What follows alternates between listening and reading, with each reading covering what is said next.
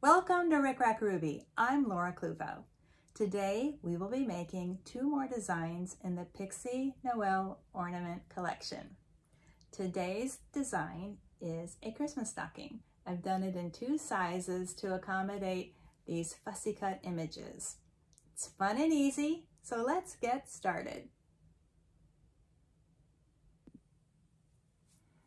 I'm continuing to work my way through these fussy cut squares and shapes from the Pixie Noel 2 collection. I have this one, which is 3.5 inches square, and this one, which is 3 inches square. So I decided to make them into stockings. I drafted and cut stocking shapes that seemed to me to be proportional to the size of the squares. If you stay tuned to the end, I will describe the patterns a little bit better. And then I use these patterns to cut a foundation. These are 50 weight non-fusible Pellon, a backing, and remember that the backings are the opposite of the front, and 2 lining pieces. I use the same fabrics for both sizes. So this is going to be the lining and this is going to be the backing. But I'm going to set these all aside for now, except for the foundations. But I was thinking that since I made the big sister and the little sister angel, I could do 2 different sizes. So the first thing I'm going to do is place my square. I like to get it right there into the corner of the stocking right there, the inside curve. This one's a little more challenging because there's just more space here, but that looks about right. So I will pin those. I want you to know that I'm working with our layer cake squares. So I'm using these fabrics for my piecing. I think just to be practical, I'm going to cut these into quarters and work with 5-inch squares. Here we go. I have a little stack of scraps and 5-inch squares that I think will be easy to work with. So the first fabric that I want to use is this red for the cuff. I like red for cuffs. And so I've pinned these down and I'm just going to place a straight edge right here across the top to create the cuff. And then I'll stitch it with a 1/4 inch seam allowance, fold it back, press it, and trim it even with the edge of the foundation. And now before I go on, I have white thread in my machine and I'm going to add decorative stitching above the seam. I like to put it above the seam because sometimes it's hard to center it on the seam and I don't want the stitches to overlap the design. So I'm going to put it a little bit above the seam and I'm going to use a triple zigzag. Okay, here's how it looks. The next patch will be below the fussy cut image and I like a contrast here. So I've tried using this and it wasn't quite enough contrast, and then I also tried, I think, this, because I thought it might be fun if the snow here just kind of like went into the next patch, but it wasn't really right. So I've chosen green. So the fun thing is to look at these little, like the hat and the stocking and different options and decide, like for instance here I would get some of this and some of this and that might be cute. So I'm going to kind of practice here, fold it back, and I know that this end's going to be small and this edge will be bigger, wider. So this is a good option. I'm going to just go ahead and pin that right now because I like that. There we go. Then for this one, I will just use the regular 5-inch square that I cut from my layer cake. And since this is smaller, okay, I like this little bit of the doily and this little bit of the red sock. That's pretty cute, right? Let's see. But you can always kind of spin it around. Here I would get a different part of the doily, but again, it's only like this. Only a little bit right there. I like that. Let's try one more. Let's see. Nope. Nope. I think I like this one. So I'm going to line that up, look at it one more time, and try to imagine I think that'll be good. Oh, this is upside down. Okay, change my mind. Let's see. Okay, I'm going to do this one.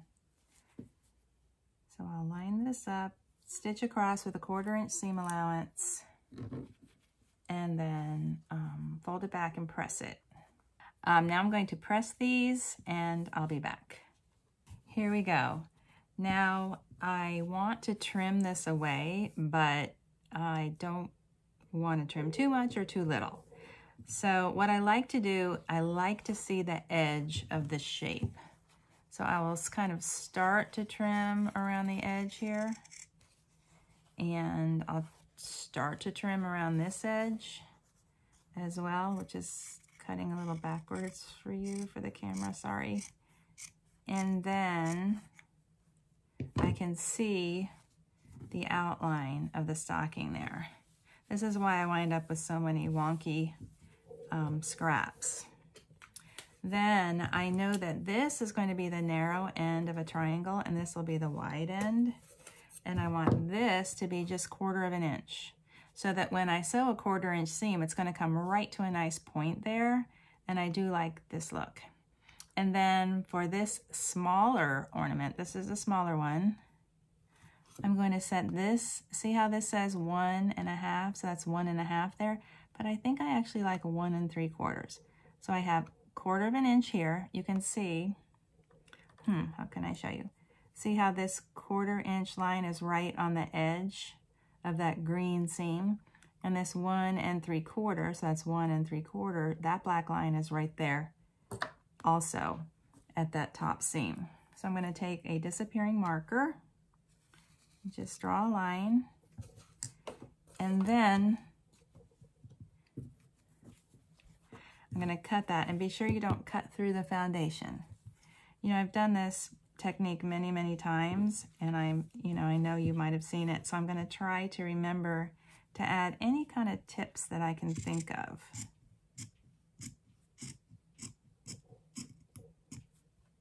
So that's a 1/4 inch, and that's 1 3/4. Then over here, since this is a bigger project, I'm still going to do the exact same thing. So I'm going to trim this even with the edge of the foundation a little ways down. And then this is easy. I can just cut this bit off just so that I can see what I'm doing. And then again, 1/4 inch here, so just 1/4 inch down, and this one I'm going to move all the way to the 2. So there's the 2 inch line right on that corner, and the 1/4 inch line here. And draw a line with my disappearing marker. Lift this up over the foundation.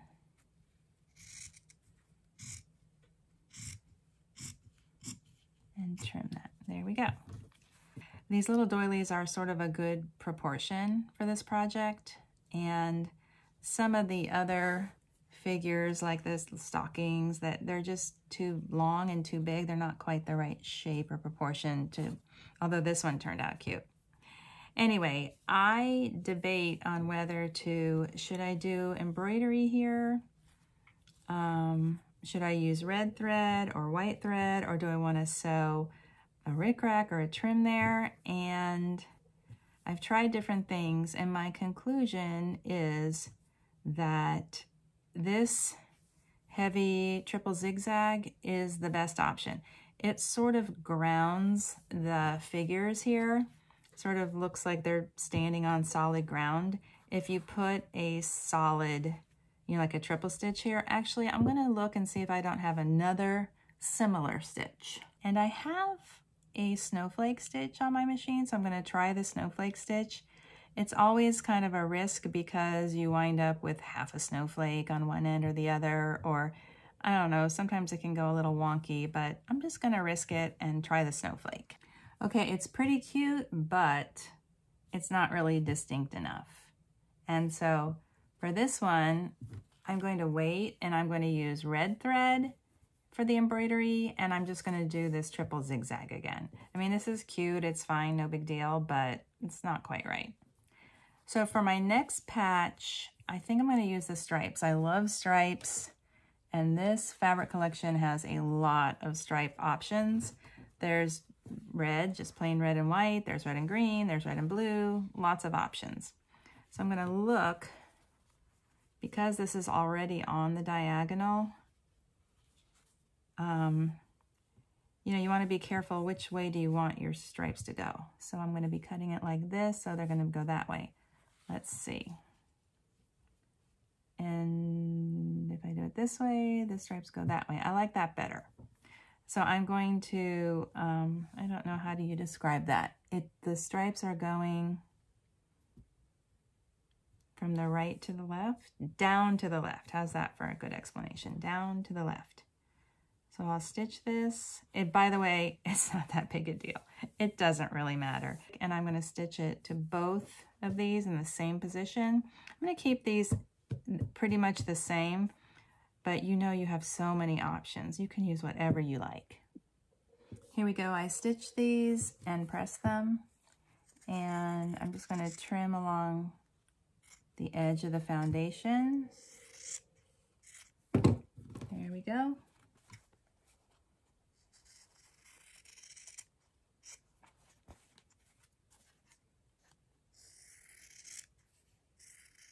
So again, this one is 1/4 of an inch here and 1 3/4 here. And you can see how that came to a nice point. It looks a lot smaller once you take the next seam. Okay, so 1/4 of an inch and 1 3/4 right there.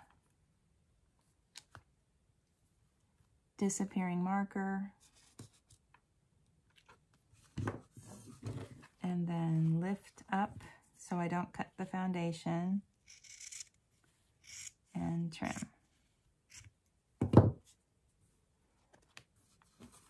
And then over here is 1/4 and 2.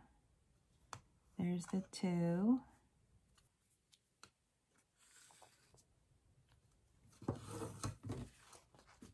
Then lift this up from the foundation and trim along the, I'm sure it's hard to see the purple line.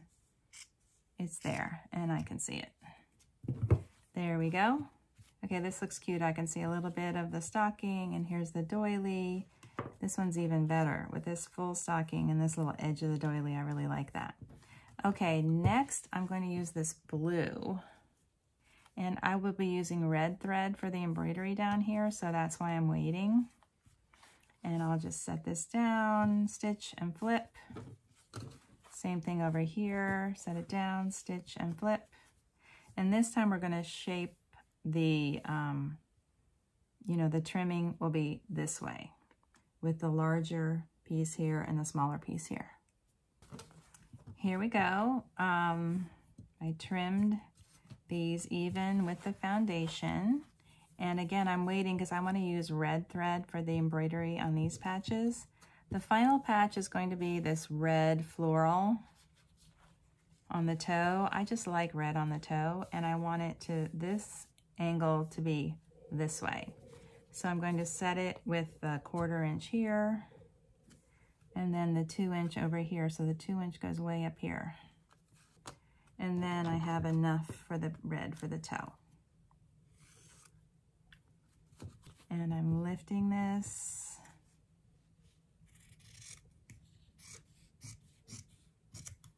Now, when I say, you know, cut 2 1/4, it's you know, you can make it different. You can make this with 10 patches. You can make it with 3 patches. You can do whatever you like. I prefer to have a formula, so that, you know, I know where I'm going, I know what it should look like, and they kind of all have a certain look to them, but you certainly do not need to follow mine. This is a little bit small, so I'm just going to go 1/4 here and 1 1/2 here, because I want to have enough room for my red. And now I'm thinking, gosh, should I have done these all 1 1/2? Maybe. but I think this is going to be perfect. Okay, so now I will add the red toe with this floral print right here on the ends, and then flip it back and press and trim. Now I want to add some of this lace to this bottom patch here. So this one, let me see which is the right side, it's always tricky. This one, I'm going to just place the header, here, can you see this? Hold on. Okay, I'll place the header right above the red seam right here. And then this one, I think I might do the top scallops kind of overlapping all of this, and then the bottom scallops on the red. So first I want to add embroidery to this one, but for this one I'm good to go. Okay, so I'm just going to top stitch that right there just along the header. Here we go. I decided not to use this lace down here at all because I thought that a little row of red rickrack would be good here, and it covers up that snowflake embroidery that I didn't really like. And then I did some decorative stitches, and then I switched to white for this one to provide more of a contrast. And now I'm going to stitch a very, very small little top stitch around the edge just to hold all the pieces down. Here we go. I think you can see the little stitches around the edge. And now it's time to assemble the stockings. So I have two linings. One is reversed, and then I have one back reversed for each of these stockings. I'll start by pinning one of the linings face down on top of the completed front, and I'll stitch across the top with a 1/4 inch seam allowance. And then I'll also match up the second lining with the back and stitch across the top, and I'll do that for both sets. So I sewed these across the top, and now I'm matching them up lining to lining and front to back. And we're gonna pin and stitch all the way around, but the only thing I want to clarify is that right here at the middle where I'm sewing this over this seam, I'm gonna fold the seam allowance down toward the front and the back of the stocking. So that all gets tucked down like that. And over here, the same thing down toward the front and back. All the layers of the seam allowance get pressed down.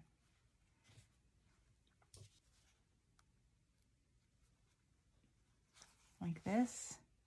And then I'm going to continue to pin around, leaving an opening here in the bottom of the lining.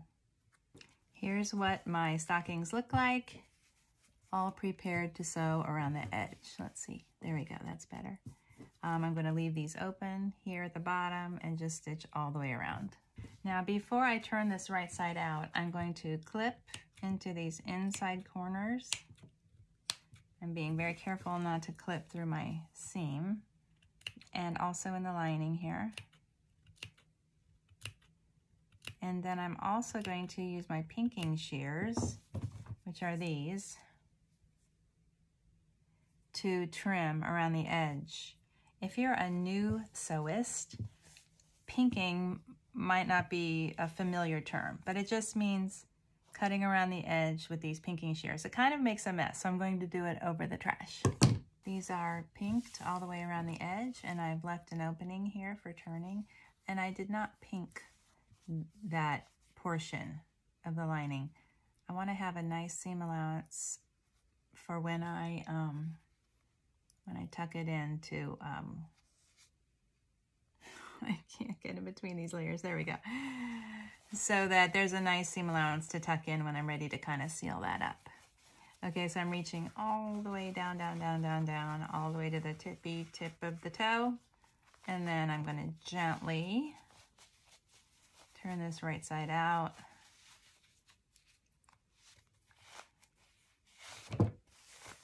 There we go. Then I like to use a chopstick, and I'm going to just sort of make sure that my seams are all holding. I didn't accidentally clip my seams. And also, you know, I always kind of stitch around the edge of the front, because every once in a while, if I didn't stitch around the edge, then maybe the edge of the lace might be, you know, flopping out of the way, or a piece of this might be turned under. But this all looks really good. Here's the lining. There's the toe of the lining. That looks good. It looks great. Nice and smooth curves around the edge there. And then I'm going to tuck in the seam allowance here, pin it, and just top stitch across that opening. This does not have to be perfect. Then I'm going to turn the lining in. I always like to use a light lining. I don't like the feeling of looking inside a bag or a stocking or anything and it looks just like a big black hole. So I do like a light, sort of a light contrast for my lining on stockings, like this. All right, so I'm gonna kind of smooth this out and press it. Same thing for this one. I've turned it right side out. And then I'm just sort of, with my chopstick, making sure that the seams are all the way on the edge and that those curves are nice and smooth. And then tuck in that seam allowance, pin, and top stitch. And now I'm turning that lining down inside the smaller stocking. I want my lining to go all the way inside. My curves to be nice and smooth.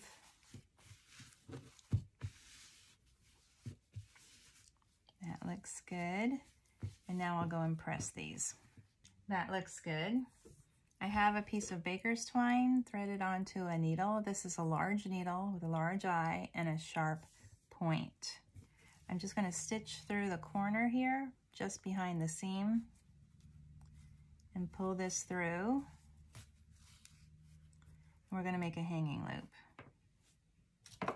I like to get both of them out of this piece of string, so we're going to just cut that in half.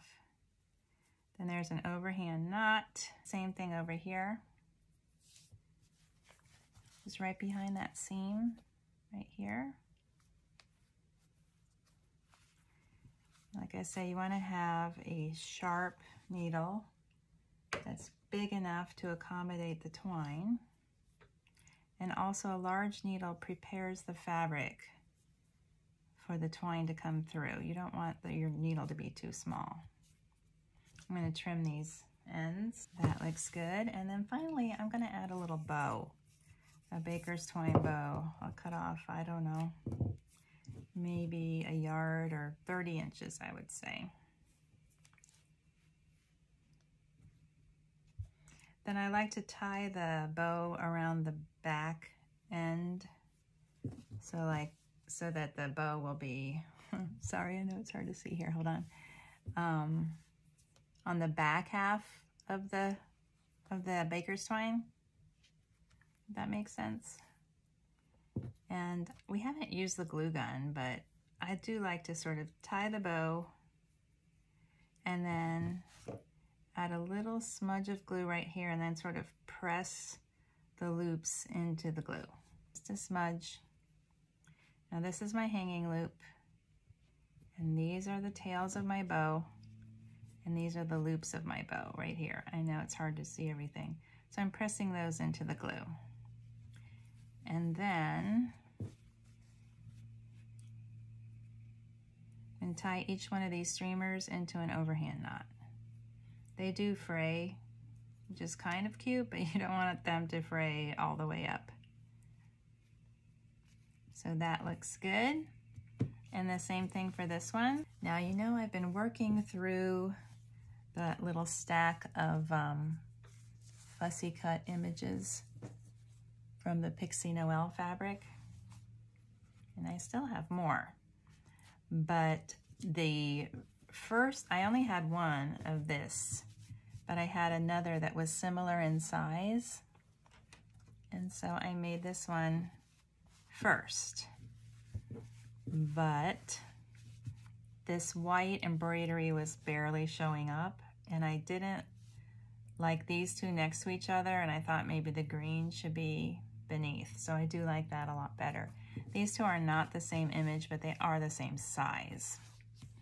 And then besides that, besides switching to red thread, it's very similar. And then this one, it's almost exactly the same. Oh, I added the lace to the toe, but then, I don't know, on this one, I didn't. I thought the rickrack was enough. Before I wrap up, I promised to share the patterns with you. I know sometimes these rulers can reflect, so I'm apologizing already, but I think this might be helpful. This one is a little bit less than 8.5 and a little tiny bit more than 4.5. I came down, oh, this part is, let's see, I think it's 3.5 wide. Oh, here. 3.5, this part is 3.5, which is also the same size as my fussy cut square. So it's 3.5, it comes down 1, 2, 3, 4, about 4.5 inches. It's just a straight rectangle, and then it bends out to form the toe of the stocking. And then this one, let's have a look here. This one is almost 7 inches long. At the top, it is 2 3/4 across. And then this part goes out to 3 3/4 to the toe. And this cuff part goes straight down for about 4 inches. But guess what? Your stocking doesn't have to look just like mine. I just want to be sure that I'm giving you enough information to create the design on your own. So there's the 2 stocking patterns. Thank you for watching my video. If you're enjoying my tutorials, please like, share, and subscribe.